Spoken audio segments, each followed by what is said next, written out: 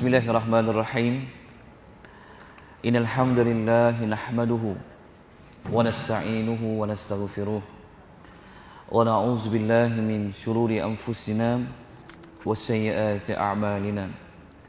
May yahdihillahu fala mudilla lahu wa man yudlil fala hadiya lahu.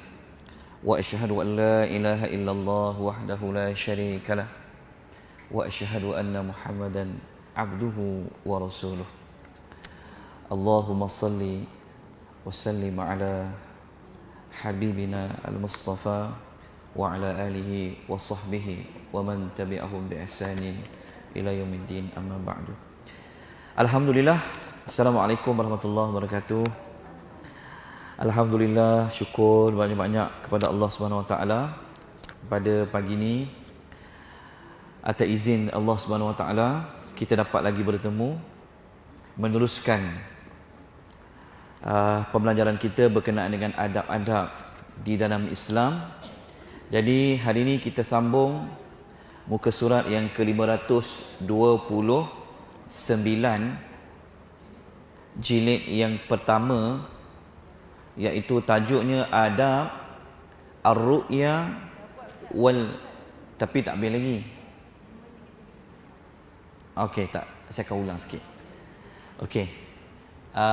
Buku tak ada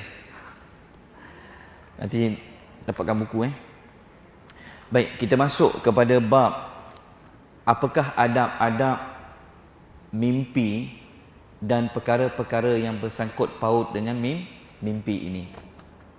Baik, pada kuliah yang lalu kita telah menyebutkan tentang adab berkenaan dengan tidur, dan setelahnya kita bercerita adab bangun daripada tidur. Namun demikian, ada kalanya semasa kita tidur itu kita telah bermimpi, dan kita sedia maklum tidur itu sebenarnya adalah kita dimatikan oleh Allah Subhanahu Wa Taala.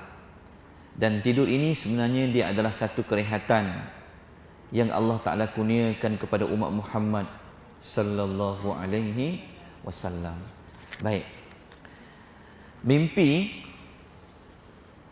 yang dianjurkan oleh Nabi sallallahu alaihi wasallam, kita belajar dalam kuliah yang lalu, mimpi ni yang kita tahu dia ada dua lah. Kalau ikut dalam buku ni, pengarang kitab ni dia sebut ada dua je. Mimpi yang baik dan mimpi satu lagi, mimpi yang tidak baik. Mimpi yang kita suka, dia kata Nabi, mimpi itu daripada Allah. Mimpi sesuatu perkara yang kita tidak suka, dia itu dikatakan mimpi datangnya daripada syaitan. Namun begitu, ada satu lagi mimpi yang tak dibicarakan oleh pengarang kitab itu. Yang ketiga, mimpi yang ketiga ini sebenarnya adalah mimpi, kata Nabi, wa ru'ya mimma yuhaddisul mar'u nafsahu. Mikrofon ni okey ke bunyi macam ni? Gaung Tak apalah, saya pakai macam ni Boleh dengar suara saya tak? Boleh dengar Okey. Mimpi yang ketiga adalah mimpi yang kata Nabi, wa ru'ya mimma yuhaddisul mar'u nafsahu, iaitu mimpi yang datangnya dari bisikan diri seseorang. Ni mimpi ketiga ni, mimpi yang dia tak membawa apa-apa. Dia mimpi yang kadang-kadang kita terfikir banyak benda tu, dia terbawa di dalam mimpi. Itu jenis mimpi yang ketiga. Baik, kita pergi kepada muka surat yang ke-529. Bagi buku yang jilid yang pertama, adab yang berkaitan dengan mimpi, pengarang kitab ni dia bahagi pada 3. Pertama, dia akan cerita kalau kita mimpi baik, apa patut kita buat. Yang kedua, kalau kita mimpi yang buruk, apa yang patut kita buat. Dan yang ketiga adalah mimpi adab secara umumnya seperti mana kata pengarang kitab ni. Jadi adab kalau kita mimpi yang baik telah kita cerita dalam kuliah yang lalu. Lihat muka surat 529. Yang pertama kita kena buat apa kalau mimpi yang baik? Pertama kita kena memuji Allah Subhanahu wa taala. Alhamdulillah kerana Allah Taala memberikan mimpi itu yang datangnya daripada Allah. Siapa yang ajar, siapa yang suruh mengucapkan tahmid? Nabi sallallahu alaihi wasallam menyebut, "Idza ra'a ahadukum ru'ya yuhibbuha fa innama hiya minallah." Jika salah seorang di antara kamu bermimpi sesuatu yang dia sukai, sesungguhnya ia berasal daripada Allah. Falyahmadillaha 'alaiha, maka hendaklah dia memuji Allah. Dan ditambah satu lagi, selepas puji Allah, kita boleh buat apa dengan mimpi yang baik itu? Kita boleh cerita tak? Boleh. Wal yuhadditsu biha, dan ceritalah dia, sebarkanlah ia. Wa idza ra'a ghaira zalika mimma yakrahu fa innama hiya minasyaitan. Dan jika sebaliknya lawan mimpi baik tu mimpi buruk, dia adalah daripada syaitan. Hadis riwayat Al-Bukhari. Maknanya Nabi telah memberi tunjuk ajar, pertunjuknya kalau mimpi yang baik pertama buat apa? Puji Allah Subhanahu wa taala, dapat mimpi yang baik. Mana tadi mimpi tak? Duk fikir mana nak mimpi baik. Kalau Tuhan bagi nikmat, dapat mimpi. Kemudian dapat mimpi yang baik itu kena ceritakan.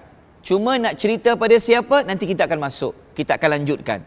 Baik, perkara yang kedua, muka surat 530. Berkata pengarang kitab ini, kita kena bergembira dengan mimpi-mimpi yang baik yang Allah Subhanahu wa taala telah berikan kepada kita. Dan adab yang ketiga dalam mimpi yang baik ini, tidak menceritakan mimpi kecuali kepada orang yang dia sukai. Pertama tadi ucap Alhamdulillah, tahmid, puji Allah. Yang kedua boleh cerita tak? Boleh. Dan yang ketiga, kalau nak cerita tu, pilihlah mana-mana kawan yang percaya, kawan-kawan yang terpilih sahaja. Berdasarkan hadis, muka surat nombor 530, kata Nabi sallallahu alaihi wasallam, "Ar-ru'ya salihatu minallah." Mimpi yang salih, mimpi yang baik berasal daripada Allah. War-ru'ya as-su'u minasyaitan, dan mimpi yang buruk itu berasal daripada syaitan. Sebenarnya mimpi baik dan buruk itu pun datangnya daripada Allah. Allah yang boleh mendatangkan mimpi itu. Cuma Nabi menyandarkan ia kalau buruk itu disandarkan. Benda buruk ni daripada syaitan, begitu. Tapi kalau kita faham dalam hadis tu, Nabi kata begitu maksudnya, faman ra'a ru'ya fakariha minha syai'an falyanfus an yasarihi. Dalam hadis ni dia ada tambahan lagi. Dia kata Nabi, barang siapa melihat mimpi yang buruk, hendaklah dia meludah ke kiri, falyanfus an yasarihi, mintalah perlindungan kepada Allah daripada syaitan, la wal yata'awaz billah minasyaitan, la tadurruhu, nescaya mimpi buruk itu tidak akan memudaratkannya, wala yukhbir biha ahadan, dan janganlah ia menceritakan mimpi itu kepada siapa. Fa in ra'a ru'ya hasanatan falyubshir, jika dia melihat mimpi yang baik, maka ceritakanlah, wala yukhbir illa man yuhibbu, dan janganlah menceritakannya kecuali kepada orang yang dia sukai. Baik, dalam hadis ni seolah-olah dia telah cerita dua adab sekali dalam hadis ni. Mimpi yang buruk macam mana, mimpi yang baik macam mana. Namun pengarang kitab ni dia nak fokus dulu adab mimpi yang baik. Berdasarkan hadis ni Nabi kata kalau dia mimpi yang baik, Nabi kata fal yubshir, ceritakanlah. Tetapi ada perinciannya. Cerita hanya kepada orang yang dia percaya, yang dia suka. Sebab antara alasan dan sebab musababnya, kalau kita mimpi yang baik nak dapat sesuatu nikmat, tiba-tiba kita cerita kepada orang yang tak suka dekat kita, dengki kat kita, maka mimpi yang baik itu kalau ia ditakdirkan oleh Allah dia akan berlaku. Maka orang yang kita cerita tadi, kalau dia ada perasaan yang tidak elok, dia akan halang kita daripada dapat perkara yang baik itu. Tengok Nabi ceritakan, maknanya mungkin ada orang yang panggil macam tu. Mimpi baik. Dan nanti kita akan ceritakan hadis apa Nabi pernah mimpi. Dan hadis Nabi mimpi itu apakah maknanya. Dan dalam hadis ini juga, Nabi ada cerita tentang kalau kita mimpi yang buruk ni, kita kena buat apa?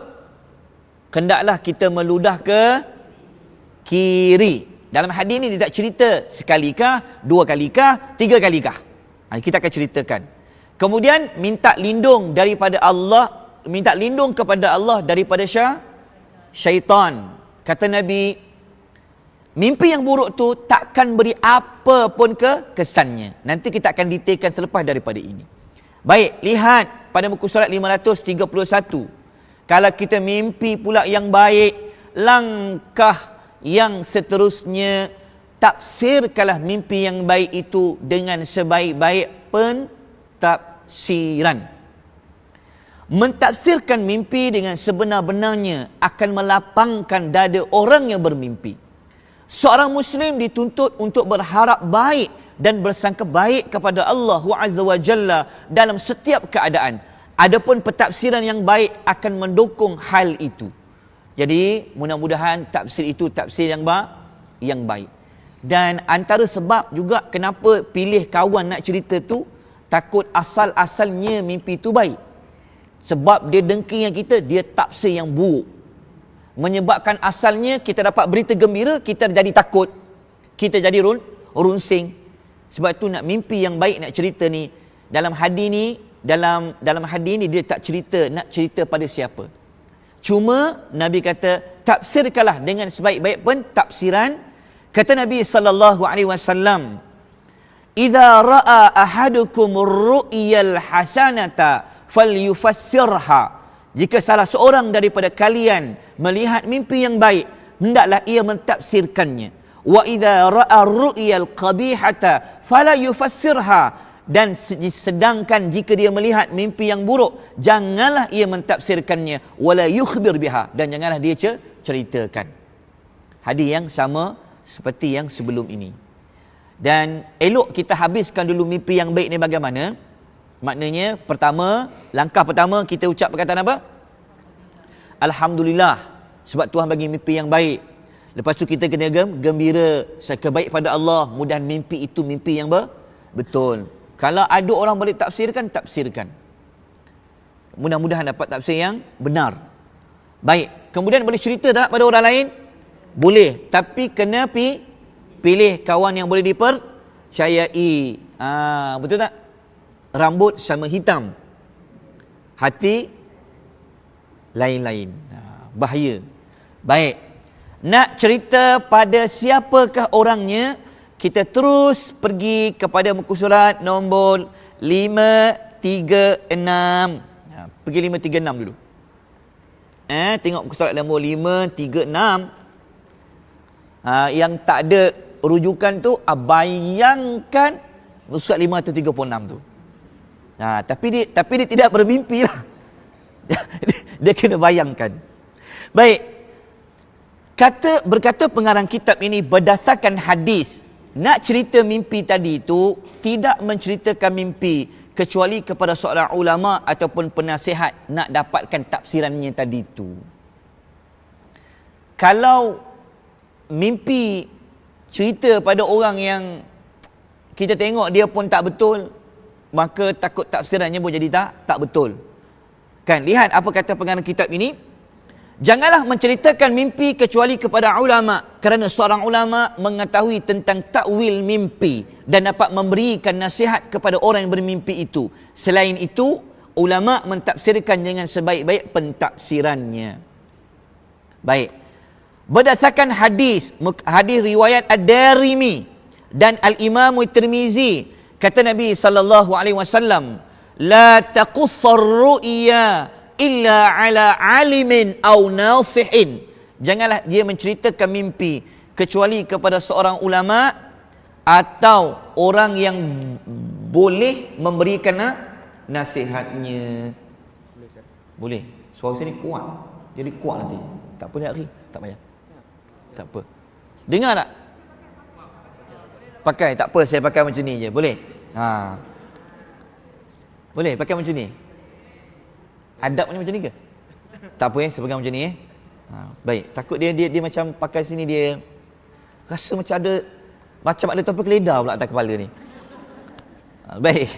Boleh dengar Okey, berdasarkan hadis yang kita baca tadi itu, Nabi kata apa? Janganlah menceritakan mimpi kecuali kepada seorang ulama atau orang yang boleh memberikan nasihat.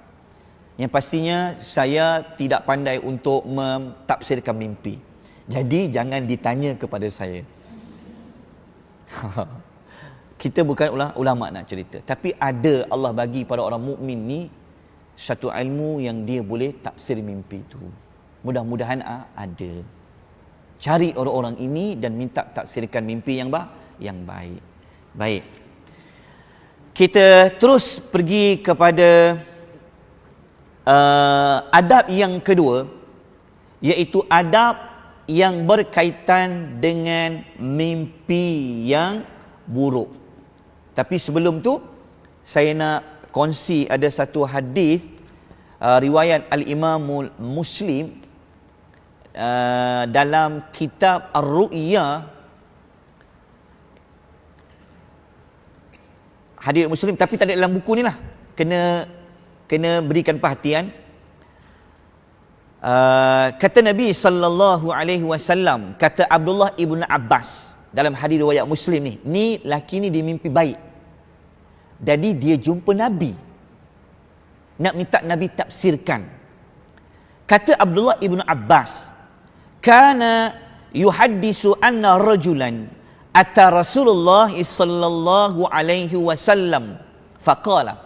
Kata Abdullah ibn Abbas, dia kata ada seorang lelaki telah datang kepada Rasulullah sallallahu alaihi wasallam dan berkata, "Ya Rasulullah, wahai Rasulullah, inni ara lailata fil manam." Sesungguhnya aku semalam bermimpi zullatan tantiful samna wal asala, bermimpi melihat segumpal awan yang menitiskan minyak dan madu. Dia kata dia mimpi malam tadi tu ada sekumpal awan yang besar. Daripada awan tu jatuhnya madu dan minyak daripada langitnya. Dia samin ni dia macam keju lah, macam minyak. Kemudian kata Abdullah bin Abbas lagi, kata lelaki tadi itu, fa'ara an-nasa yatakaffafuna minha biaidihim fal mustakthiru wal mustaqillu. Dia kata, di antara mereka kemudian aku melihat orang-orang menadah tangannya pada titisan tersebut. Ada di antara mereka ada yang mendapat banyak dan ada pula yang hanya mendapat sedikit. Dia kata, malam tadi aku mimpi ada awan, daripada awan tu turunnya minyak dan madu. Lepas tu orang ramai dekat bawah tu tadah tangan. Ada yang dapat madu dan minyak tu banyak, ada yang dapat sedikit. Okey, dia cerita lagi. Wa ara sababan wasilan minas sama'i ilal ardi fa araka akhadhta bihi fa'alauta summa akhadha bihi ar-rajulun min ba'dika fa'ala summa akhadha bihi ar-rajulun akharu fa'ala summa akhadha bihi ar-rajulun akharu fanqata'a bihi summa wusila lahu fa'ala. Ni men fa'ala ni apa yang fa'ala kat sini? Baik, lepas tu kata lelaki tadi lagi, dia kata, lalu aku melihat seutas tali yang terentang dari langit sampailah ke bumi. Ada tali daripada langit jatuh sampai ke bawah. Kemudian aku melihat engkau memegang tali tersebut. Maknanya lelaki itu kata, ya Rasulullah, aku dapat dalam mimpiku tu engkau yang pegang tali itu. Lalu engkau naik ke atas. Kemudian ada seorang lelaki memegang tali tersebut setelahmu dan naik ke atas. Lepas Nabi pegang, Nabi naik atas, ada orang kedua pegang tali itu, naik pula ke atas. Setelah itu, ada seorang lelaki memegang tali tersebut dan ia juga naik ke atas. Ada juga seorang lelaki lain memegang tali tersebut namun terputus. Kemudian setelah itu, tali itu disambung lagi. Lelaki itu naik ke atas. Kemudian, habis takat tu. Tiba-tiba, faqala Abu Bakrin. Tiba-tiba Abu Bakar dia mencelah. Dia kata, "Ya Rasulullah, bi abi anta wallahi la tada'anni fala a'burannaha." Dia kata, "Ya Rasulullah, demi ayahku sebagai tebusan kepadamu dan demi Allah." Maknanya dia cakap sungguh-sungguh ni, minta ni, izinkanlah aku untuk mentafsirkan mimpi tersebut. Nabi bagi tak? Nabi kata, "A'burha." Nabi kata, ceritakanlah tafsirlah mimpi tu. Okey. Abu Bakar pun kata, qala Abu Bakar, "Amma zullatu fa zullatul Islam." Dia kata apa? Kata Abu Bakar Siddiq, segumpal awan tersebut bererti awan itu adalah Islam, dia kata. Wa amma alladhi yantifu minas samni wal asali fal Quran. Dia kata titisan yang berupa minyak dan madu tadi adalah Al-Quran. Halawatuhu walinuhu, dari sudut manis dan halusnya, dia kata. Maknanya awan tu dia kata Islam. Tali yang jatuh, minyak yang jatuh daripada awan tu adalah Al-Quran. Dia kata Al-Quran ni manis dan halus rasanya, seolah begitu. Kemudian dia kata orang-orang, dalam bahasa Arab dia kata begini, wa amma ma yatakaffafu nasu min dhalika fal mustaksiru min al-Quran wal mustaqillu wa amma sababul wasil minas sama'i ilal ardi fal haq. Baik, maksudnya beginilah dalam bahasa Londonnya. Orang-orang yang menadah tangannya pada titisan tersebut bererti orang-orang yang banyak menghayati isi Al-Quran dan yang hanya sedikit penghayatannya terhadap Al-Quran. Maknanya ada orang dia dapat banyak manfaat daripada Quran. Ada orang dia dapat sedikit daripada manfaat daripada Al-Quran dan penghayatannya. Adapun seutas tali yang tersambung dari langit sampai ke bumi adalah kebenaran yang engkau bawa. Engkau memegang tali tersebut, lantas Allah Ta'ala mengangkat engkau dengan tali itu. Kemudian setelah engkau, ada seorang lelaki yang memegang tali tersebut dan naik ke atas dengan tali itu. Ada seorang lelaki lain yang memegang tali tersebut dan juga naik ke atas dengan tali tersebut. Dan ada seorang lelaki yang lain lagi memegang tali tersebut namun terputus, dan setelah disambung lagi baru dia boleh naik ke atas dengan tali itu.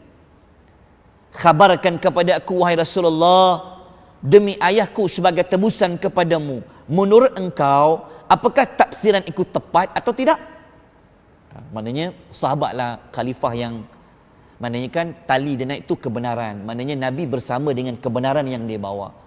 Ada lagi laki lepas dia tu pun ikut macam Nabi. Ikut macam Nabi. Dan ada ulama tafsir kata yang terputus tu adalah Osman ibnu Affan, yang dia fitnah. Kemudian dia dapat meneruskan seterusnya kebenaran yang dibawa. Baik. Dalam hadis tu dia tak ceritalah, Abu Bakar tak cerita siapa laki satu, laki dua dan laki tiga. Cuma last kali Abu Bakar tanya, "Ya Rasulullah, aku tafsir itu betul ataupun tidak?" Maka kata Nabi SAW, "Demi Allah," dia kata apa? Kata Nabi, "sebahagian yang kamu cerita itu ada yang tepat dan sebahagiannya ada yang salah." Nabi tanya, Abu Bakar tanya lagi, "Rasulullah, yang salah tu apa?" Nabi kata, "Yang salah tu janganlah engkau sering bersumpah." Dia kata. Tapi tafsirannya benar. Maknanya berdasarkan yang kita belajar ni, pernah tak berlaku zaman Nabi ada orang tafsirkan? Ada orang ceritakan? Boleh tak? Boleh. Jawapannya benar. Abu Bakar Siddiq radhiyallahu anhu. Baik, kita sambung balik saja nak seling-selingan dalam cerita ni supaya kalau dengar cerita tu wujud tak ada dalam sahih Muslim. Baik. Kita terus pergi kepada adab yang kedua, iaitu adab kalau kita mimpi yang buruk ni, kita nak buat apa? Yang pertama, seperti mana yang telah pun kita baca pada muka surat 530 tadi itu, Nabi suruh buat apa?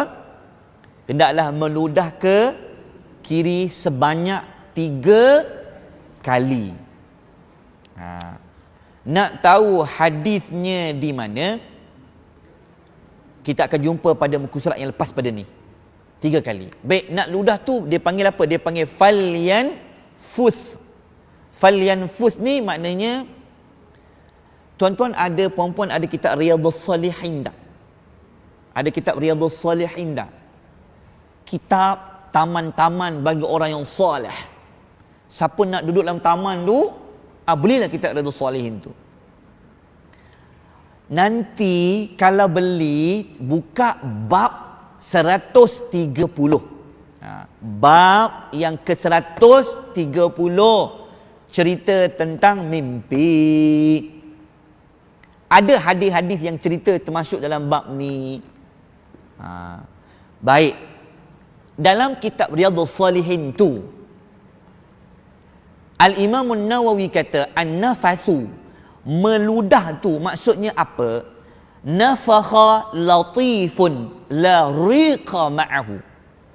Tiup, menghembus dengan halus, sehalus-halusnya, tidak bersamanya air liur. Kenapa ke kiri? Kenapa tak ke kanan? Kenapa ke kiri tak ke kanan? Sebab kita tidur pula. Kan Nabi ajar adab tidurnya tu kan, kita mengaring ke kanan. Ke kiri maknanya syaitan berada di sebelah kiri. Kiri, syaitan suka belah kiri. Maka dia, ingat tak waktu yang kita cerita dalam mimpi, yang kita cerita tidur tu kan, dia tiup, dia buat berapa ikatan? Ada 3 ikatan kan dia tiup pada setiap ikatan tu kan. Malam kamu masih panjang. Antaranya juga dia akan memberi kacau sewaktu mana sedang tidur. Maka kata Nabi, ludahlah ke kiri, tapi jangan keluar air liur. Takut yang kat kiri tu si bapaknya ataupun si maknya nanti terkejut pula. Kamu nak jampi apa tengah-tengah pagi ni? Maksudnya hembusan. Begitu. Begitu. Ke kiri. 3 kali. Baik. Yang seterusnya, yang kedua, berlindung kepada Allah daripada syaitan yang terkutuk. Selepas dihembus sebanyak 3 kali, mesti isti'azah. Isti'azah tu apa? A'udzu billahi minasyaitonir rajim. Aku berlindung dengan Allah daripada syaitan yang direjam. Cakap a'udzu billahi minasyaitonir rajim. Isti'azah. Dalam hadis dia tak cerita berapa nak isti'azah. Paling kurang sekali. Lepas isti'azah, nak buat apa pula? Tengok muka surat 532. Adab yang seterusnya dalam bab kalau adab mimpi yang buruk, ubah posisi tidur dari posisi semula. Maknanya, kalau waktu kita tidur ikut sunnah yang asal-asalnya, badan kita menghadap ke mana? Ke kanan kan? Kalau kita mimpi yang buruk tadi tu, pusinglah ke belakang pula, ke kiri pula. Mengubah posisi tidur ketika bermimpi buruk termasuk adab kenabian sebagaimana yang akan dijelaskan oleh pengarang kitab ini. Dia kata, lepas tu kan, yang disebut tadilah, berpaling ke sebaliknya lah. Kalau kita tidur kebetulan ke belah kiri mula-mula, Mimpi buruk, pergi belah kanan pula. Kalau dia belah kanan, pergilah sebaliknya. Itu yang disebutkan. Ada hadis tak? Nabi tunjuk tak? Nabi buat tak? Iya. Baik. Lihat muka surat 532. Perkara yang keempat. Yang kita sebut-sebut tadi itu ada pertunjuknya daripada Nabi sallallahu alaihi wasallam. Hadis riwayat Ibnu Majah. Nabi kata apa? Idza ra'a ahadukum ru'ya yakrahuha falyatahawwal. Jika salah seorang daripada kalian melihat mimpi yang dia tidak sukainya, falyatahawwal, hendaklah dia mengubah posisi tidurnya. Ubahkan posisi tidurnya. Wal yatful an yasarihi thalathan, meludah ke kiri sebanyak 3 kali. Wal yas'alillahi min khairiha, memohonlah kepada Allah daripada kebaikan mimpi itu. Wal yata'awwaz billah min syarriha, dan berlindung kepada Allah dari keburukannya. Maknanya minta baik pada mimpi itu, kita nak minta elak. Ya Allah, janganlah mimpi buruk tu dia benar-benar berlaku. Sebab itu nanti kita akan baca hadis yang kita akan baca lepas pada ni. Nabi larang cerita pada orang. Sebab apa? Sebab takut-takut yang ditafsirkan mimpi buruk itu dengan takdir Allah, dia berlaku. Kalau baik tak apa tak? Kalau baik, orang tafsir baik, dia berlaku, alhamdulillah.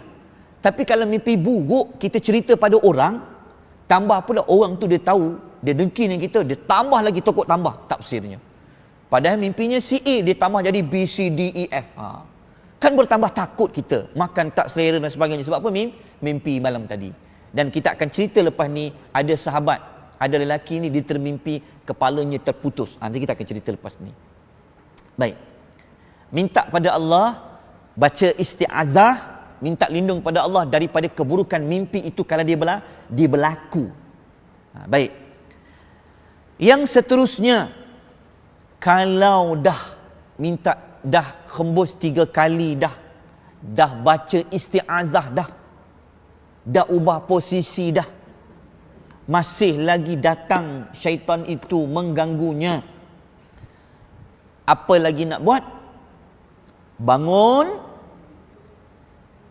buat salat 2 rakaat. Kata Rasulullah sallallahu alaihi wasallam dalam hadis riwayat Muslim muka surat 533, ar-ru'ya thalathatun. Ada punya ada dalam ni. Kata pengarang kitab ni, mimpi tu kata Nabi, mimpi itu ada 3 macam, ada 3 jenis. Faru'ya salihati busyra minallah, mimpi baik merupakan khabar gembira dari Allah. Wa ru'ya tahzinun minasyaitan, mimpi sedih adalah berasal daripada syaitan. Wa ru'ya mimma yuhaddisul mar'u nafsuh, dan mimpi biasa yang dialami oleh seseorang. Ni yang kita sebut awal-awal tadi tu. Fa in ra'a ahadukum ma yakrahu falyaqum falyusalli wa la yuhaddis bihan nas. Maka jika salah seorang daripada kalian melihat mimpi yang dia tidak sukai, hendaklah dia bangun, kerjakan salat, serta jangan ceritakan mimpi itu kepada orang lain. Tak perlu cerita. Takut-takut orang cerita yang dia tafsirkan itu betul, takut dengan izin Allah, mimpi itu berlaku. Dan memang ada yang berlaku begitu. Memang ada dikisahkan. Dia cerita ke orang kata jangan cerita. Dia nak cerita juga dengan izin Allah, benda itu dia berlaku. Sebab tu Nabi kata jangan cerita. Nabi cakap jangan. Nabi kata ceritakan. Tapi pilih orang, ada adabnya. Baik, yang keenam. Pada perkara yang keenam, adab yang keenam, berkata pengarang kitab ini dalam bab adab mimpi yang buruk, jangan mentafsirkan mimpi yang buruk. Nabi sallallahu alaihi wasallam melarang mentafsirkan mimpi yang buruk. sebagaimana yang telah dijelaskan pada adab yang keempat. Muka surat 532, dari adab yang berkaitan dengan mimpi yang baik. Yang berkaitan dengan mimpi yang baik. Sangat disayangkan, dia kata. Sangat disayangkan. Dia kata, sayang sangat, dia kata. Sayang 1000 kali sayang, dia kata. Macam itulah. Banyak di antara manusia terus mempercayai tafsir mimpi buruk, berusaha mengetahuinya dan tidak meralatnya. Bahkan kadang-kadang diberikan kepada mereka pentafsiran yang buruk sehingga membawa akibat-akibat buruk pula. Maknanya dia kata takut nanti ditokok tambah. Nabi kata jangan cerita. Minta lindung kepada Allah daripada mimpi buruk tu, daripada dia berlaku. Yang ketujuh, jangan menceritakan mimpi buruk kepada seorang. Baik, lihat muka surat 534. Hadis-hadisnya banyak, ada 3 di dalam ini. Muka surat 534, kita baca antara hadis itu. Kata Nabi sallallahu alaihi wasallam, wa idza ra'a ghaira zalika mimma yakrah, jika ia melihat yang selain itu dari mimpi yang dia tidak sukai, fa innama hiya minasyaitan, maka ia itu berasal daripada syaitan. Falyasta'iz min syarriha, hendaklah dia berlindung kepada Allah dengan isti'azah tadi itu. Wala yadhkurha li ahadin, dan jangan ceritakan kepada seseorang pun. Fa innaha lan tudarrahu, nescaya mimpi itu tidak akan ada yang memudaratkannya. Jadi tak payah cerita, kerana dia tidak akan mendatangkan apa-apa mudarat kepadanya. Tapi Nabi kata jangan cerita, dia takkan ada mudarat. Tapi kalau cerita, boleh berlaku tak mudaratnya? Mungkin boleh berlaku. Baik, hadis yang kedua, muka surat 534, kata Nabi sallallahu alaihi wasallam, faman ra'a ru'ya fakariha minha syai'an falyanfus an yasarihi, maka barang siapa melihat mimpi yang dia tidak sukai, hendaklah dia meludah ke kiri 3 kali dan memohon perlindungan kepada Allah daripada godaan syaitan. Nescaya mimpi itu tidak akan memberi kesan, serta janganlah ia menceritakan kepada seseorang pun. Sama yang macam kita sebut tadi tu, boleh rujuk dan boleh baca pada hadis yang ketiga. Baik, kita terus kepada muka surat nombor 535, dan kita baca yang perenggan yang nampak tak perkataan banyak di antara manusia tidak beradab dengan adab Islam, sebagaimana yang telah disebutkan ketika mengalami mimpi buruk, sesungguhnya hal itu akan membawa akibat dan kesudahan yang buruk. Kata pengarang kitab ni, kita ni kalau tak ikut petunjuk Nabi ni yang terbaik tak? Kan kita dalam hadis tu Nabi kata apa? Sesungguhnya sebaik-baik pertunjuk adalah pertunjuk Nabi sallallahu alaihi wasallam. Kalau Nabi kata janganlah buat. Apabila kita langgar, apabila kita cuba menyelisihi sunnah Rasulullah, petunjuk Nabi, takut yang mimpi buruk tadi dia berlaku. Nabi kata jangan cerita, sebab kalau kamu tak cerita, dia takkan ada kesan dia. Tapi takut kalau kita langgar, kemungkinan takut ada kesannya dengan izin Allah Subhanahu wa taala. Tapi dulu banyak orang tafsir kan? Kan dulu kan? Ibu, jadi jangan tafsir. Elakkan daripada mentafsirkannya mimpi buruk. Baik. Nak tahu contoh hadisnya begini. Tapi tak ada dalam tu Saya sebutkan contoh hadisnya. Baik, dengar baik-baik hadis ni. Hadis ni dalam hadis riwayat Muslim. Ada satu hari, kata Jabir bin Abdullah daripada Rasulullah sallallahu alaihi wasallam, qala li'arabiyyun ja'ahu, ada seorang lelaki Arab Badui datang kepada Nabi. Sebab kan Nabi kata, sebab mereka percaya Nabi ni orang yang boleh percayai. Jadi mereka nak tanya Nabi. Tapi masa dia tanya ni, berbeza dengan lelaki tadi. Kalau yang lelaki awal tadi, dia mimpi baik. Jadi dia nak tafsirkanlah. Nak jumpa Nabi. Tapi Nabi tak tafsir. Abu Bakar yang mentafsirkannya. Nabi membenarkannya. Tapi dalam kes ni, dia sebaliknya. Dia kata apa? Inni halamtu. Dia kata, aku bermimpi anna ra'si quti'a. Sesungguhnya kepalaku tu terputus. Fa ana attabi'uhu fadhajarahun. Dan aku pun segera mengejarnya. Kepalanya terputus, dia pergi kejar. Kejar kepalanya terputus golek tu, dia kejar. Lalu Nabi kata apa? Nabi terus cut cerita orang tu. Nabi kata apa? La tukhbir. Nabi kata, jangan kamu ceritakan bitala'u bisyaitan, tentang gangguan syaitan kepada kamu fil manami, di dalam mimpi. Tak baik cerita, kata Nabi. Sebab benda tu Nabi kata jangan cerita. Antara sebab dan musabab, takut dia berlaku lah. Baik. Ada sebahagian yang menariknya, Al-Imam Nawawi. Tuan-tuan ada kitab ni tak nanti beli Ada berapa jilid banyak ni. Saya ada bahasa Arab dia, tapi saya bawa contoh bahasa Melayu. Nak tunjuk contoh, kalau orang tanya kitab terjemah apa, boleh baca. Baik, Al-Imam Nawawi, dia ada sebut macam ni. Yang mimpi kepala terputus tu, dia ada tulis dalam komentar dia. Dia kata macam ni. Beberapa pakar tafsir mimpi di dalam kitab-kitab karangan mereka mentafsirkan mimpi berkenaan dengan kepala terputus tadi, mengatakan Imam Nawawi dia just nukil saja, dia copy paste je, dia tak membenarkan.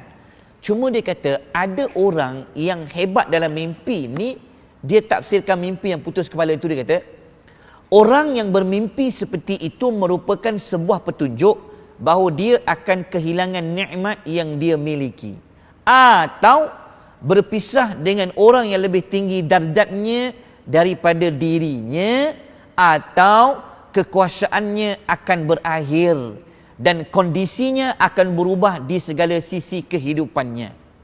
Maknanya akan berlaku sebaliknya. Tafsiran saja, dia kata ada orang tulis lah, dia kata. Tapi dia tidak membenarkan. Last sekali dia akan kata wallahu a'lam. Lepas tu dia kata, kecuali jika dialami oleh seorang budak, kalau mimpi tu budak tu mimpi, maka mimpi itu sebuah pertanda dia akan merdeka. Kalau dia hamba, dia akan merdeka. Jika dia dialami oleh orang yang sakit, maka itu sebuah pertanda dia akan sihat. Jika dialami oleh orang yang dililit hutang keliling pinggang, maka itu sebuah indikasi bahawa hutangnya akan dilunaskan. Oh, kita pun banyak hutang kan. Mimpi kepala terputus, bila nak mimpi kepala putus? Wallahu ta'alam, dia cuma nukilkan saja. Jika dialami oleh orang yang belum menunaikan ibadah haji, maka itu sebuah indikasi bahawa dia akan segera menunaikan ibadah haji. Jika yang bermimpi seperti itu orang yang sedang bersedih, maka itu adalah petunjuk bahawa dia akan bergembira. Jika yang bermimpi itu adalah orang yang sedang ketakutan, maka itu merupakan petunjuk bahawa dia akan aman. Wallahu ta'ala a'lam, dia kata. Kan setengahnya orang tua kata apa? Mimpi itu kan dia berlawanan. Kalau mimpi baik, buruk. Mimpi buruk, baik. Sebenarnya petua benda tu kita tak boleh terima. Yang pastinya dalam adab ni jangan cerita. Cuma Nabi tak kata jangan tafsir. Kan? Nabi kata jangan cerita. Takut nanti kalau dicerita ada orang yang mentafsirkan, dia takut tambah dan sebagainya. Baik. Tak apa, itu sekadar nukilan komentar oleh Imam Nawawi. Saya pun baca bagi tadi, tengok ada juga. Biasanya sekarang yang famous, kitab orang kata kitab tafsiran mimpi Ibn Sirin kan. Pernah baca tak kitab tafsiran Ibn Sirin? Sebenarnya kitab tu dia panggil kitab mimpi oleh Ibn Sirin tabi'in. Ibn Sirin tabi'in hebat. Kitab tu tak dapat dipastikan kesahihannya. Betul ke Ibn Sirin yang mentafsirkannya ataupun tidak? Baik. Nak cerita tentang takwil mimpi, ada lagi satu. Sebelum kita masuk ni, pernah dengar tak cerita perang Uhud? Perang Uhud kalah ke menang? Kalah kan? Perang Uhud, siapa yang mati, yang dia syahid, dia ada hubungan darah daging dengan Nabi sallallahu alaihi wasallam? Hamzah, bapa saudara dia. Lepas tu ada tak di kalangan umat Islam yang mati syahid dalam kumpulan tu? Ada. Okey, bagaimana Nabi dapat pentafsiran itu? Nabi mimpi macam ni. Maknanya hadis riwayat Muslim, hadis nombor 5888. Kata Abdullah ibnu Abbas.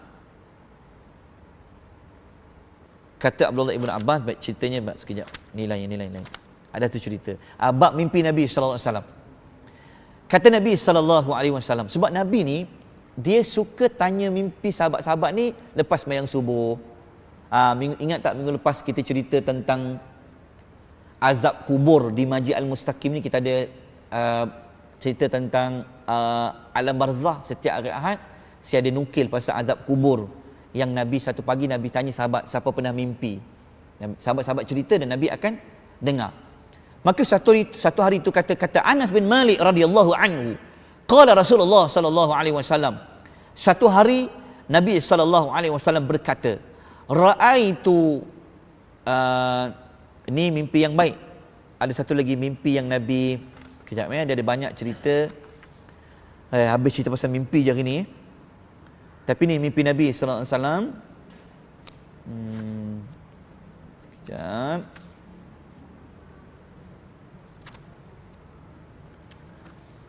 Oh, hilang dah. Mana benda tu? Banyak sangat Allahu Akbar. Saya pun baru sampai pada Kedah pagi tadi tuan-puan Pukul 3 sampai pagi tadi. Allahu Akbar. Basnya terpotong-potong. Lori bas, subhanallah. Dia orang ni rempit Pukul 2 pagi, pukul 3 pagi. Tapi sebab saya pakai Myvi kan, orang takut sekarang ni. Ini nampak Myvi dekat tepi. Tak tu sayang nak jual Myvi tu Baik, mimpi dia begini. Suatu hari Nabi mimpi pedang dia yang dia pegang tu bocor, berlubang. Lepas tu dia mimpi beberapa ekor sapi, lembu telah mati. Para ulama tafsir, maknanya yang dipegang kat pedang tu, benda yang pegang kat tangan, kan dia rapat selalu kalau kita pegang kan, pedang ni tak boleh pisahkan. Maknanya dia ada hubungan darah daging dengan Nabi, iaitu Hamzah. Yang Nabi mimpi yang sapi yang terbunuh banyak tu, itu adalah sahabat-sahabat Nabi yang gugur syahid masa perang Uhud. Sebab apa sapi tu? Sebab benda tu kan dia banyak daging, boleh bagi manfaat. Maka itulah mimpi Nabi sallallahu alaihi wasallam. Dan mimpi baik juga, Nabi pernah mimpi Islam ni akan menang sempurna. Nabi mimpi macam ni. Nabi kata Nabi Malik, suatu hari kata Nabi, raaitu zata lailatin, suatu malam aku bermimpi seperti orang yang layak bermimpi dalam tidurnya, ka'anna fi daril Uqbah ibn Rafi' fa'utina biratabin min rutabil ibn Ta'. Satu hari aku bermimpi seolah-olah berada dalam sebuah rumah Uqbah bin Rafi'. Kemudian kami diberikan beberapa kumur basah milik Ibn Ta'. Maka aku tafsirkan bahawa maksudnya kita akan menang di dunia dan akan mendapat tempat kembali yang baik di alam akhirat kelak, dan sesungguhnya agama kita telah pun baik dan sempurna. Nabi mimpi, Nabi tafsirkan macam tu. Baik, kita terus pergi kepada adab-adab ni. Baik, kita nak habiskan. Okey, lihat muka surat nombor 535, adab-adab lain yang berkaitan dengan mimpi secara umum. Lihat muka surat nombor 536. Baik, yang tak ada bayangkan. Yang pertama, kita sudah sebut tadi, jangan cerita kalau nak mimpi, nak tafsir seelok-eloknya, carilah para ulama ataupun orang-orang yang baik yang boleh tafsirkan. Yang kedua, tidak terburu-buru mentafsirkan mimpi. Kata Rasulullah sallallahu alaihi wasallam, ar-ru'ya ala rijli ta'irin mimma lam tu'abbar. Mimpi itu berada di kaki burung selama mana ia tidak ditakwilkan. Fa idza ubirat waqa'at, maka jika ditakwilkan, nescaya dia akan jatuh. Maknanya mimpi ni, seolah kata Nabi, kita ni jangan terburu-buru nak minta tafsiran lah. Takut dia akan jatuh kepada dua. Sama ada dia tafsir tu baik ataupun dia tafsir tu buruk, dia kata begitu. Kemudian kata Nabi, janganlah menceritakan mimpi kecuali kepada orang yang menyukai dan orang yang bijak sana. Baik, kita pergi kepada adab yang ketiga. Tidak berdusta dalam menceritakan mimpi. Ni antara dosa besar. Dia tak mimpi, dia kata dia mimpi. Tidak boleh. Sebagian ahli ilmu mengkategorikan sebagai dosa besar. Rasulullah sallallahu alaihi wasallam bersabda, "Man tahallama bihulmin lam yarahu." Barang siapa menceritakan mimpi yang ia tidak lihat, kullifa ay ya'qida baina sya'irataini walan yaf'al. Nescaya dia akan dibebani untuk mengikat dua biji gandum dan ia tidak akan mampu melakukannya. Baik, dalam hadis lain kata Nabi, hadis tadi adalah hadis riwayat Al-Bukhari. Hadis yang kita nak baca ni hadis riwayat Bukhari juga. Kata Nabi sallallahu alaihi wasallam, sesungguhnya kedustaan yang paling besar adalah seorang lelaki menisbahkan diri kepada selain bapaknya dan menceritakan mimpi yang tidak pernah dilihatnya dan mengatakan atas nama Rasulullah apa yang tidak diucapkannya. Maknanya ada 3 perkara di antara dosa besar. Pertama, dia kata bapak dia lain tapi dinisbahkan bapak dia yang lain. Itu tak boleh. Sebenarnya dia berasal daripada bapak dia yang ni, tapi dia kata bukan bapak aku yang si itu. Yang itu antara dosa besar. Yang seterusnya, perbuatan yang kedua, dosa yang kedua, dia ceritakan mimpi yang dia tak pernah bermimpi pun. Dan yang ketiga, dia melakukan perbuatan seperti hadis palsu. Dia mensandarkan suatu itu kepada Nabi sallallahu alaihi wasallam. Dan lihat muka surat nombor 538. Ini sama yang seperti yang kita telah sebut pada sebelum ini. Janganlah seorang hamba mengkhabarkan kepada orang lain permainan syaitan atas dirinya dalam mimpi. Macam lelaki yang terpotong kepalanya tadi itu. Kata Nabi, itu adalah permainan syaitan. Idza la'iba syaitan li bi ahadikum fi manamih fala yuhaddis bihin nas. Jika syaitan memainkan salah seorang daripada kalian dalam mimpi, maka janganlah ia menceritakannya kepada seseorang pun. Hadis riwayat Muslim. Dan hadis yang kedua yang kita kata yang kepalanya terputus tadi juga adalah hadis riwayat Muslim. Dan yang terakhir antaranya, barang siapa bermimpi melihat Rasulullah sallallahu alaihi wasallam, maka sesungguhnya ia telah pun melihatnya. Seperti mana kata Nabi dalam hadis riwayat Muslim daripada Jabir, "Man ra'ani fil naumi faqad ra'ani." Barang siapa melihatku di dalam mimpi, maka sesungguhnya ia telah melihatku. Innahu la yanbaghi lisyaitan. Sesungguhnya syaitan tidak mampu menyerupai bentukku di dalam mimpi. Siapa mimpi nampak Nabi, maka dia betul-betul nampak Nabi. Syaitan tak boleh menyerupai Nabi. Cuma kalau orang mendakwa dia melihat Nabi, tanya kepadanya, yang kau nampak Nabi tu macam mana bentuk rupanya? Kalau dia cerita dia pakai jubah putih, bercahaya, belum tentu lagi. Tanya dia. Kalau nak, tuan belilah buku Syama'il Al-Muhammadiyah. Dalam tu ada cerita banyak tentang Nabi SAW. Mana bukunya? Beli buku ni. Dalam ni ada cerita bentuk Nabi ni macam mana. Contohnya, kita ambil bab. Nanti kalau orang tanya kan, aku jumpa Rasulullah. Oh ya ke? Macam mana? Boleh jadi dia jumpa, boleh jadi bukan Nabi SAW. Antara bentuk Nabi, tahu tak uban Nabi ada berapa? Uban Nabi sallallahu alaihi wasallam. Uban Rasulullah sallallahu alaihi wasallam. Uban tu terletak kat mana? Siapa beruban dia macam Rasulullah. Tapi beruban Nabi tu macam mana? Okey, beruban dia macam ni. Kata Anas bin Malik, dia kata Rasulullah ni dia memiliki uban fi sudghaihi, di antara mata dan telinganya. Mata dan telinganya. Kita tepilah. Baik, nak tahu uban berapa yang ada pada Nabi sallallahu alaihi wasallam? Dalam hadis riwayat Imam Tirmizi daripada Anas bin Malik radhiyallahu anhu, hadis ini, okey. Kenapa Anas? Sebab Anas kan duduk rumah Nabi. Anas yang tahu bentuk sifat fizikal Nabi dan sebagainya, termasuk isteri Nabi lah. Kan? Anas, dia kata apa? Ma adattu fi ra'si Rasulullah sallallahu alaihi wasallam.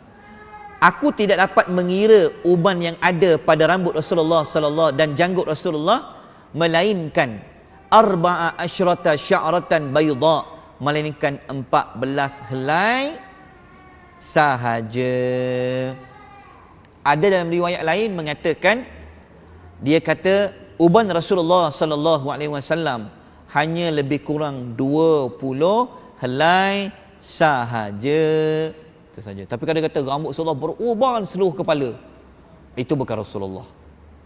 Itu yang kau nampak tu orang lain.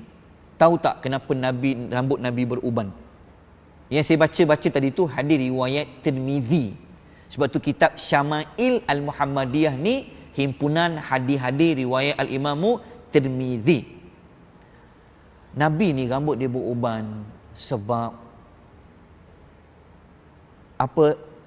Kesan ayat Al-Quran beruban rambut Nabi. Kita beruban sebab apa? Sebab GST. Beruban rambut. Nabi kata apa? Syayyabatni hudun wal waqi'ah wal mursalat wa amma yatasaalun wa idza syamsu kuwirat. Surah Hud, surah Waqiah, surah Al-Mursalat, amma yatasaalun dan idza syamsu kuwirat telah membuatkan aku beruban. Sebab apa? Surah-surah ini menerangkan mengenai isu azab kepada umat-umat terdahulu, kebahagiaan dan kesejahteraan kepada jiwa, sehingga Nabi menyebutkan bahawa surah-surah ini membuatkan baginda beruban. Ya Allah, subhanallah, beruban rambut Nabi sebabkan kesan Al-Quran. Kita beruban sebab lainnya. Banyak masalah Ustaz, kita rambut beruban. Saya pernah beruban kiri dan kanan ni, tua dah. Itu merupakan salah satu mesej bahawa anda sudah tua.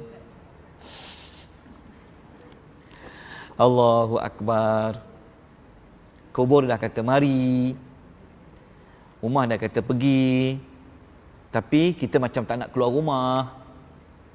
Baik, kita masuk pada adab yang seterusnya. Habis kau pergi 11 ya? Okey, boleh tak buka fasal, kita masuk bab adab at-tasawwuk, iaitu adab bersiwak dan adab bersugi. Mimpi kita dah cerita, maknanya tidur, dah cerita tengah-tengah tidur tu bermimpi, dah cerita mimpi, bangun daripada tidur pun dah cerita. Sekarang kita masuk, cuba tengok muka surat nombor 552. Adab bersiwak dan adab bersugi.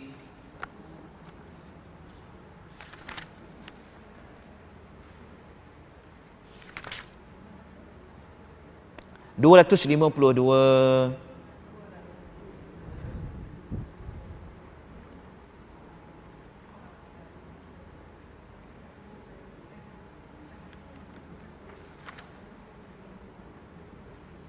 Dah. Lepas habis adab bersugi ni, kita akan masuk adab dah duduk dalam bilik ayat. Adab duduk dalam bilik mandi pula. Boleh nyanyi lagi tu. La la la la la la la la, nyanyi dia dalam bilik mandi. Oi, cepatlah Kak Long, orang nak mandi. Dia tak ikut sunnah mandi lama-lama. Mana taknya satu shampoo kepala, satu lotion muka. Bukan. Seronok happy, dia tak ikut sunnah lama-lama. Tapi kita kena belajar adab bersugi dulu. Lepas tu kita masuk adab, masuk kamar mandi, lepas tu baru masuk adab berpakaian, lepas tu baru kita masuk adab kita nak keluar daripada rumah. Lepas tu adab tak nak balik rumah dah.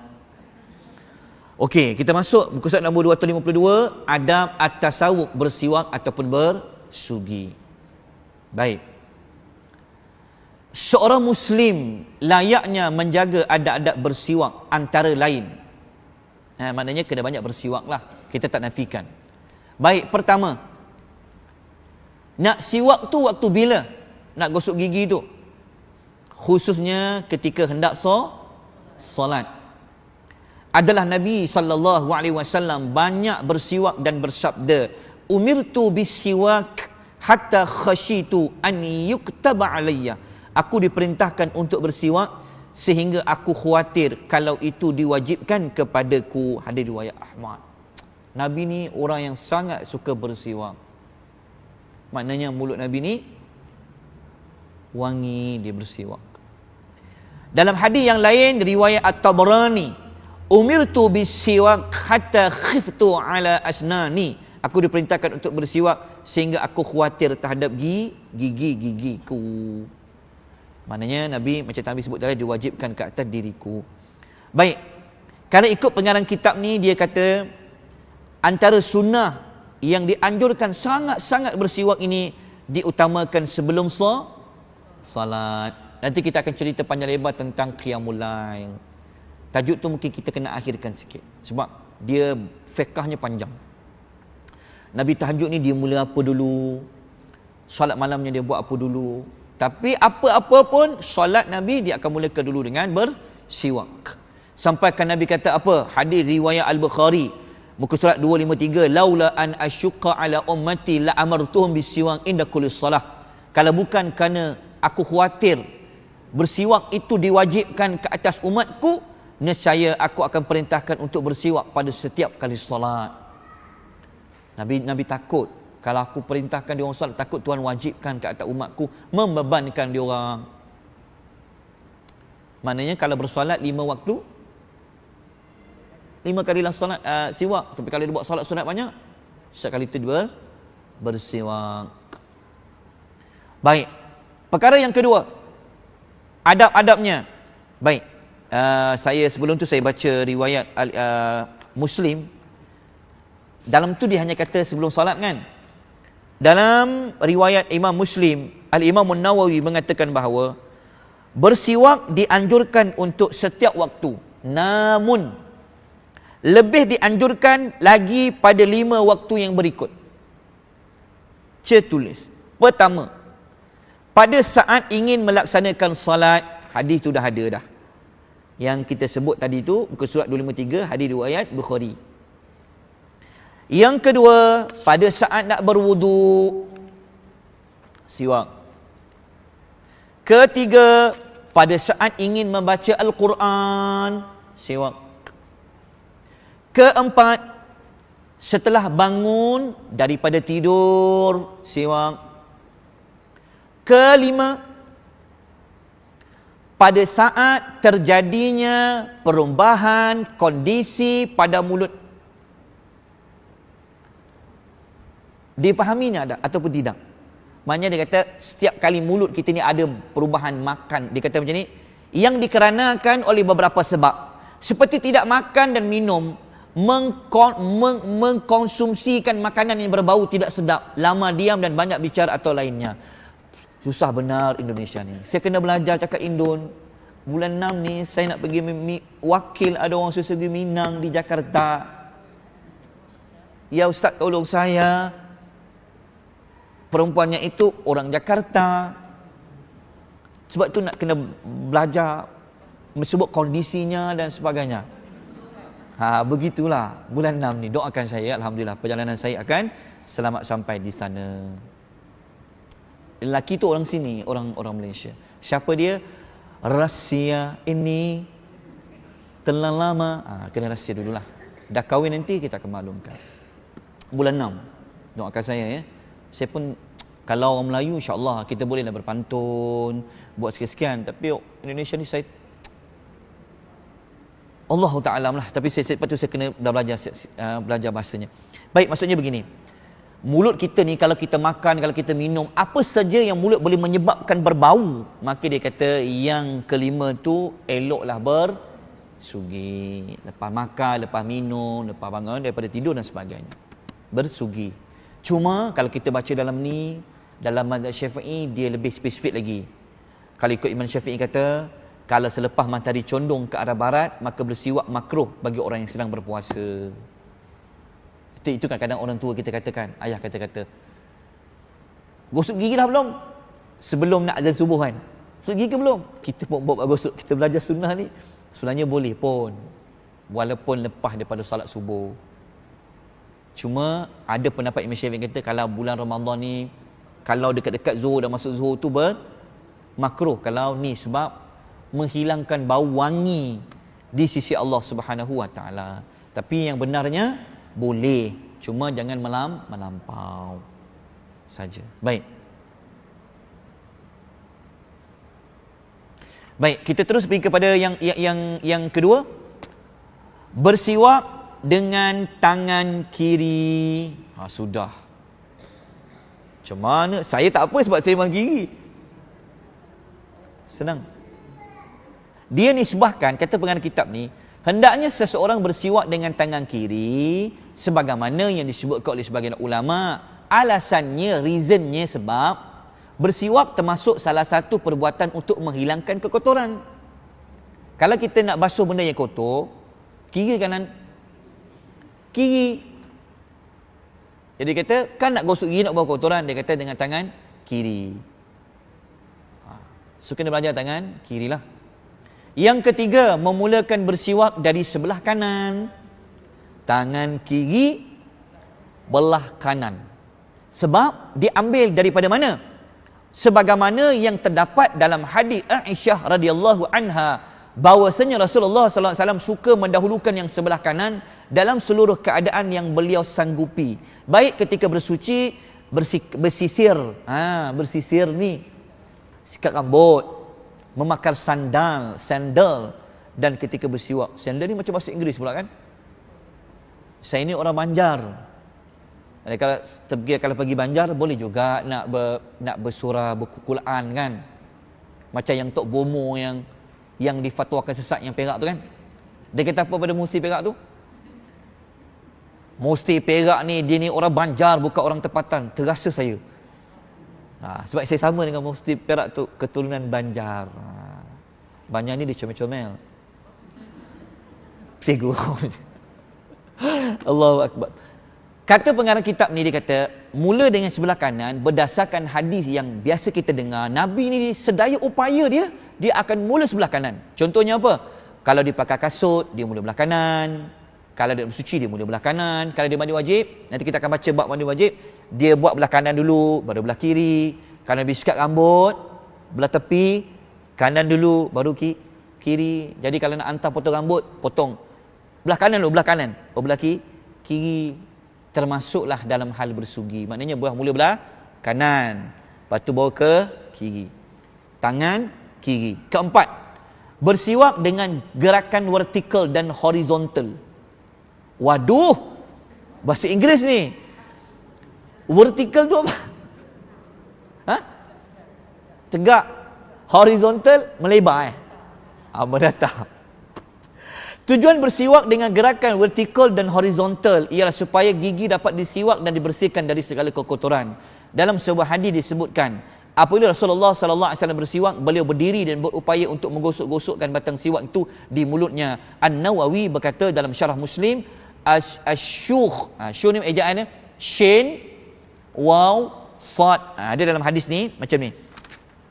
Hadis tu berbunyi begini. Shin waw sad, dia panggil syus. Dalam hadis kata Nabi sallallahu kata para sahabat, Nabi ni apabila dia nak melakukan salat tahajud, idza qama liyatahajjad yashusu fahu bisiwak, beliau menggosok giginya dengan siwak. Su ni maknanya semua ke arah. Kanan, atas, boleh mana satulah. Horizontal boleh, vertical boleh. Supaya gigi ni dibersihkan. Okey, baik. Tengok yang kelima. Memberikan batang siwak kepada yang lebih tua. Memberikan batang siwak kepada yang lebih tua merupakan petunjuk Nabi sallallahu alaihi wasallam. Jika setelah selesai menggunakan siwaknya, baginda Nabi sallallahu alaihi wasallam memberikan siwak tersebut kepada orang yang lebih tua, dan jika sudah selesai daripada minum, beliau memberikan sisanya kepada orang yang ada di sebelah kanan beliau. Hadis riwayat Al-Imam Abu Dawud.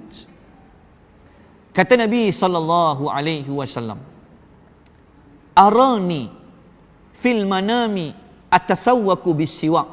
Aku melihat dalam mimpiku, yakni ketika aku sedang bersiwak, faja'ani rajulani ahaduhuma akbaru minal akhar. Tiba-tiba datanglah dua orang laki-laki, yang satu lebih tua dari yang lain. Lantas aku memberikan siwak kepada yang lebih muda. Maka dikatakan kepadaku, "Kabir, berilah kepada yang lebih tua." Lalu siwak tersebut aku berikan kepada yang lebih tua. Hadis riwayat Al-Imam Al-Bukhari. Baik. Maknanya berkongsi berus gigi lah. Cuma kan siwak tu kan ada batangnya.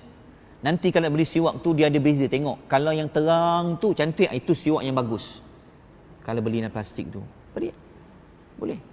Kita nak kongsi bergigi, Allahu Akbar. Siap tulis nama lagi. Abang punya warna biru tau, saya punya warna pink, dia kata. Padahal suami isteri pakailah bergigi sama, betul tak? Kan? Nabi bagi tau. Tapi kenalah bersih. Bergigi. Baik, dalam kitab ni ada catatan last sekali. Catatannya, di antara keistimewaan siwak dibandingkan dengan yang lain seperti sikat gigi dan odol. Allahu Akbar, macam dodol je ni. Sikat gigi tu maknanya bulu gigi lah yang ada burus-burus tu, odolnya ubatnya.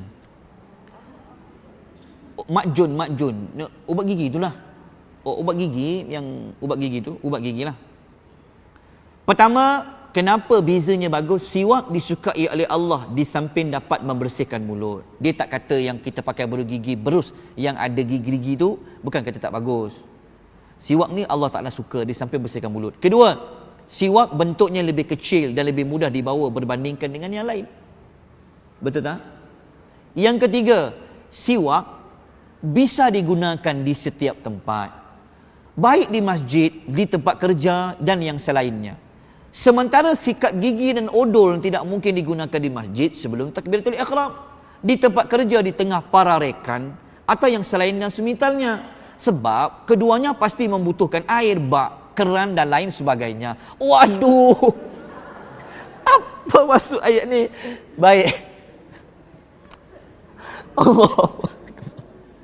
Maknanya membutuhkan air itu maknanya kita kan kalau sebelum semayang, kalau kita ada tu senang, tak payah nak guna air. Kalau tidak kan kita kan kalau pakai yang sekarang ni nak kena guna air. Kalau tidak kan pedas, susah. Ni bab kira ni nanti saya pun tak faham lah ni. Ni nanti saya rujuk lah. Subhanallah.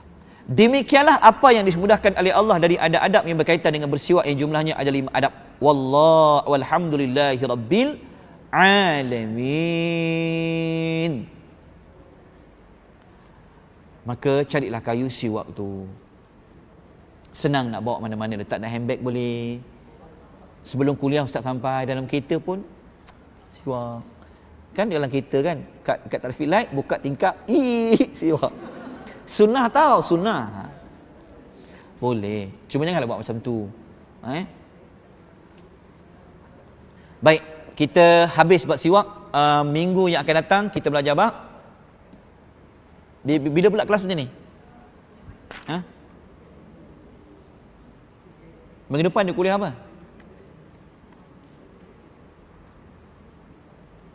Minggu depan sampai bulan Khamis? 14, okey. Minggu yang berikutnya saya, kelas saya kan? Kita jumpa minggu yang berikutnya. Siapa yang perlukan kitab lagi? 1. Terus Maizi take note.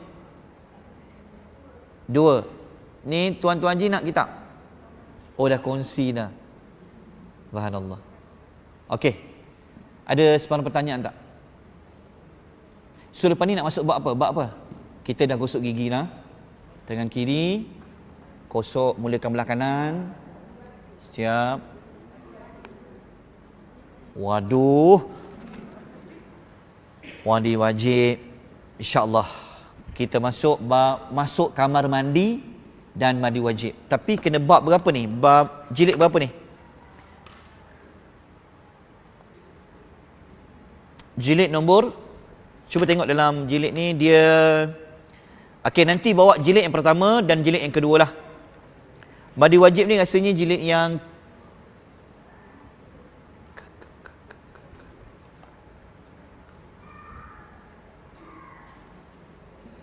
nanti bawa jilid yang kedua Bawalah dua-dua. Maknanya lepas cerita tentang mandi wajib nak masuk bab apa pula? Nak masuk bab apa? Bab pakaian. Lepas tu bab keluar rumah, naik kenderaan, masuk masjid, keluar masjid, balik rumah. Okey, kita jumpa nanti insya-Allah. Aqulu qali hadza wa astaghfirullahal azim wa billahi taufiq hidayah. Wassalamualaikum warahmatullahi wabarakatuh.